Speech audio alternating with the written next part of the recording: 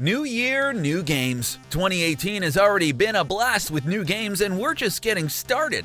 A month or so into the new year and there are many games that we are looking to play. We at TheGamer already have our wish list of games and we're sure you have yours. In this video we'll be looking at the games we are most excited about. Before we begin, don't forget to subscribe to TheGamer for more exciting gaming content and ring that bell, ding ding, to become part of our notification squad. Now let's get into 8 games every kid will have on their wish list this year.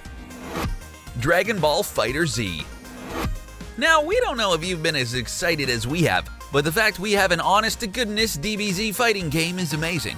Now we know of the long and checkered history of DBZ games, and we could probably do a separate video about how many bad ones there are. But we are glad to see real fans who care about the franchise make a game with this much content on day one. So why is this game so amazing?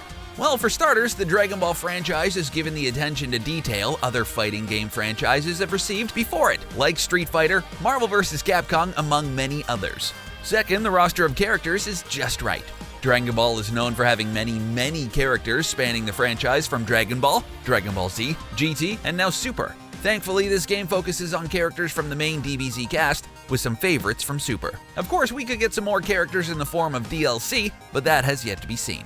Finally, on top of having a kick-ass roster of characters and a very solid fighting mechanic, the game is just filled to the brim with nice little moments from the anime in the form of extra dialogue and special moves. This game was just released to the general public as of writing this video, but if this is any indication of the quality of games in 2018, we think it's gonna be a great year. Celeste. If there's anything recent indie games have shown us, is that even small studios can pack an amazing punch. Do you remember Cuphead when it dropped last year? The game was from a small studio where the devs put in so much passion and effort. So much so the game was a smash hit on release and even got the larger gaming community talking about the appeal of difficulty in games. And while Cuphead may have received the infamous Dark Souls of moniker, a game which actually takes from Dark Souls also dropped last year, Hollow Knight. What these games have in common is an amazing level of animation and punishing difficulty. The latest contender in genre of difficult retro-style platformers is Celeste, a pixel platformer. Easy to learn but difficult to master, Celeste tells the story of a girl who wants to climb a mountain. And that's it. Okay, there's more to it, but for all intents and purposes, the story is about a girl who wants to climb a mountain. Developed by Matt Makes Games, who has also made Towerfall, this game is a platformer where you climb and jump to the top in order to get to the mountain's peak. Along the way, the story begins to open itself up more, and you learn about the game's story through collectibles.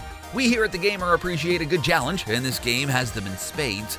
In addition to the challenging difficulty, the game features beautiful, well-made pixel art, an art form we are seeing more of recently, but is rarely done well.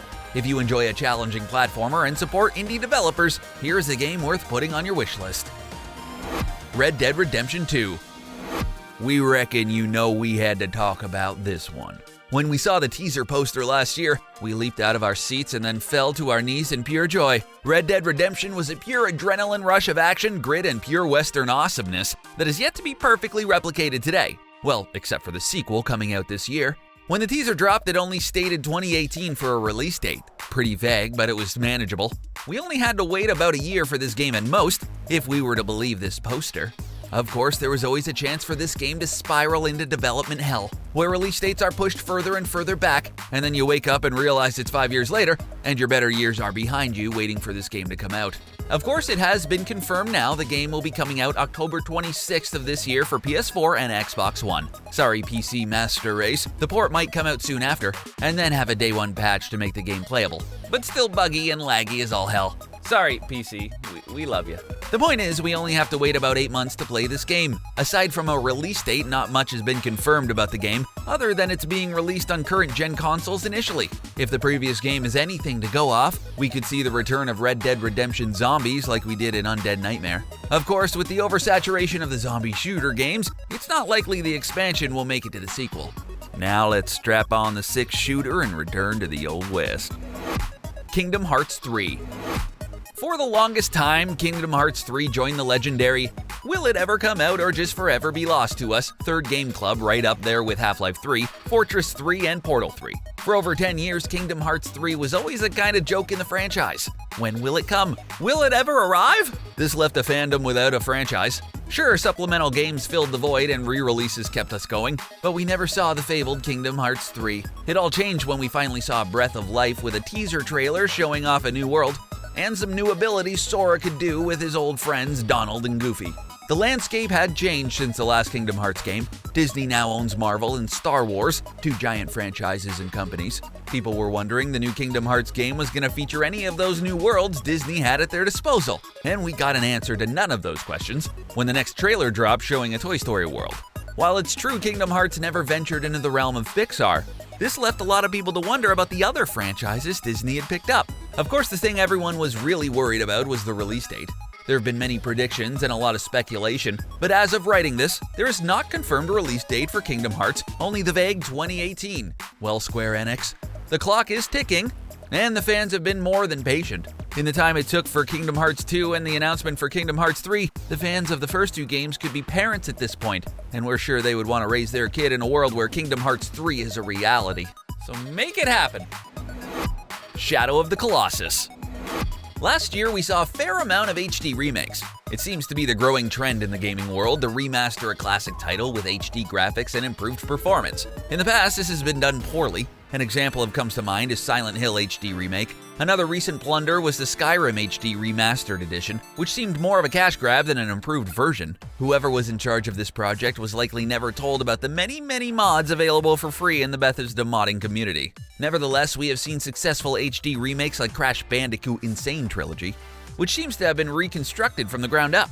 Well, now we can welcome Shadow of the Colossus into the HD remake family. The game will be coming out in February and promises to remake the beloved PS2 game in stunning HD. People have already seen the Colossus and how they move and look in HD, but the real test will come February 6th when the game is released in North America. From what we've seen in game footage and interviews with the dev team at Blue Point Games, the studio in charge of remaking the game with HD art assets, the game was remade from the ground up, but the core game will still be intact. This remake promises a few new tweaks here and there, one of which is an updated user interface, while it will largely remain minimal, just like the original. The stamina guide will be changed slightly. We can't wait to climb these towering beasts and relive the master hit from 2005 in glorious HD. God of War.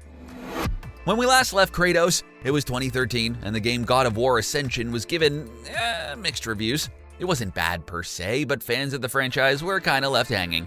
We thought we would never see another God of War game after that, but lo and behold, we heard of the next in the series, aptly named God of War. There's nothing like reviving a franchise by naming the newest game after the original. We had Tomb Raider, and then the newest game is called Tomb Raider. Come on, game companies, stop confusing us and just call this one God of War 4. We had no problem numbering the first three.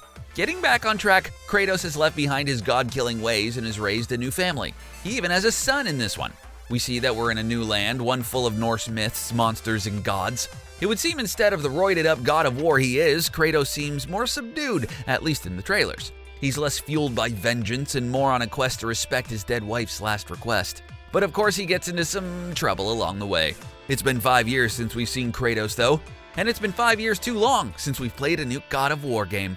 On April 20th, we'll get to take down baddies and monsters alike. With the PS4's graphical capabilities, we can expect harder hits, more cinematic executions, and brutal finishers the series is known for. Perhaps we'll get a bit more than that. Far Cry 5. We thought we would save one of the hotter titles coming out this year towards the end. Now, if there's one thing that draws a crowd, it's a bit of controversy. Far Cry has always danced on the razor's edge between edgy and downright offensive, but this next game takes it a little closer to home. Far Cry 5 takes place in the state of Montana in rural America, where a cult has taken roots in a small sleepy mountain town, and you, the player, have to build a resistance to drive these psychos back.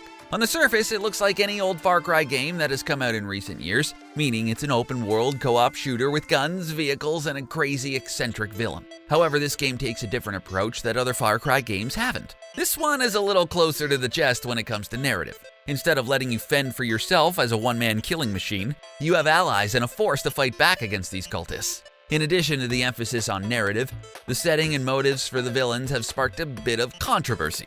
Now, we don't like to get too political on this channel, so we'll be as objective as possible and try to lighten the mood a little.